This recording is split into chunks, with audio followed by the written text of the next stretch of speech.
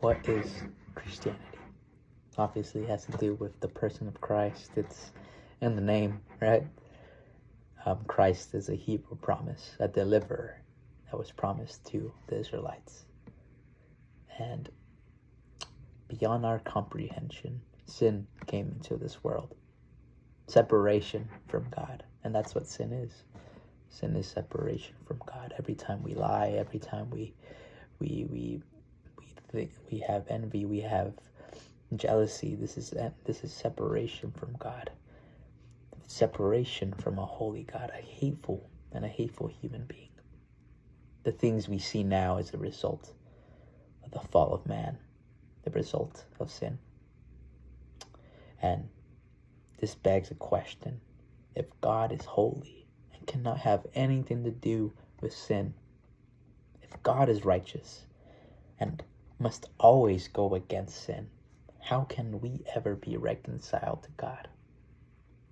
Romans chapter 3 verse 23 says, everyone has sinned and fallen short of the glory of God. You cannot deny that there is evil in this world. Just just look at the news. Look anywhere. It's people going against people, people getting oppressed. This is the result of sin. And again, I ask, how can sinful man be ever reconciled to God? The person is found in Jesus Christ. In his breaking out of salvation, he had to do something miraculous, incomprehensible. And he showed us his love by doing this. In his righteousness, he condemns our evil. But in his love, God becomes a man. And Jesus Christ lived a life, a perfect life, that we can never live, have never lived, will never live. And he goes to a cross.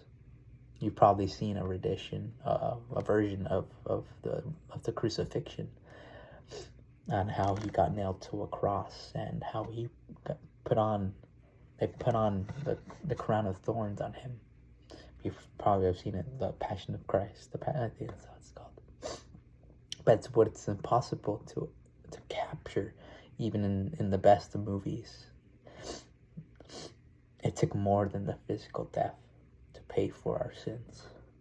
On the cross, our sins laid upon him, and all the punishment of a holy God fell upon the head of Jesus Christ. My sin nailed my best friend to a cross. He suffered it to its fullness, and right before he died, he cried out, "It is finished," which means paid in full.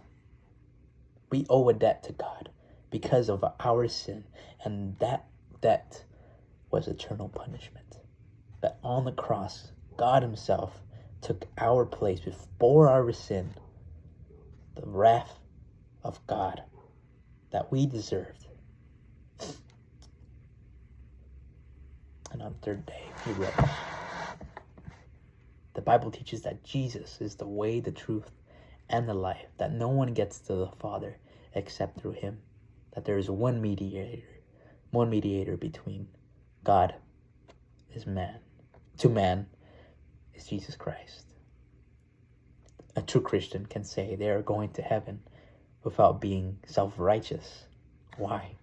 In other religions, how do you get to heaven? How do you get to their version of heaven? It's by being good, by doing this or that. In Christianity, you are not reconciled by your own merit, but you are reconciled to God by the virtue merit of Jesus Christ. If I were to die today, I'd be assured that I would be reconciled and being accepted to God. Why? Because 2,000 years ago, Jesus Christ died in my place of this sinner and paid my debt. Do not trust in your own merits, your own works, your own virtue. Your church is Christ alone. And you might ask, I have sinned so much. have all sinned so much.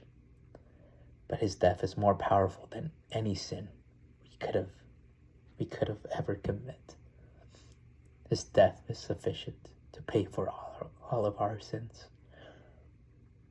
What must you do to be saved? You don't have to build a stairwell to heaven or descend to hell, but believe in Jesus Christ. Abandon all hope in your deeds and your religion, your church. Abandon all hope on yourself. Trust in the work of Christ on our behalf.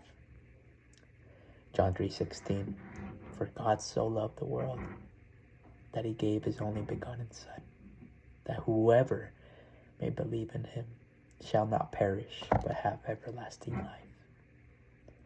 This is the promise. This is the promise to the greatest of sinners.